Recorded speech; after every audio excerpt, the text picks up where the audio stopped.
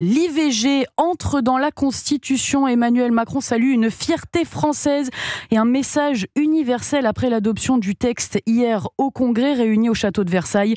Un scrutin retransmis en direct, place du Trocadéro et applaudi par des centaines de femmes réunies pour l'occasion. Mais cette inscription de l'IVG dans la Constitution, certains ne s'en félicitent pas. La conférence des évêques de France, soutenue par le Vatican, dénonce, je cite, un droit à supprimer une vie humaine.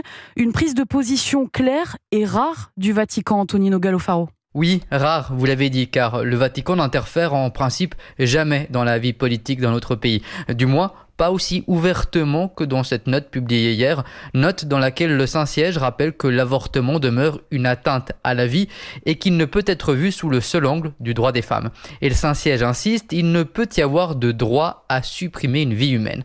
Tous les mots sont pesés ici, tout comme la manière d'écrire, droit est rédigé entre guillemets, une manière subtile pour le Vatican de rappeler qu'il ne considère pas l'IVG comme un droit. L'Église catholique profite donc de l'actualité française pour en quelque sorte rappeler à l'ordre non seulement la France, mais aussi tous les gouvernements et toutes les traditions religieuses.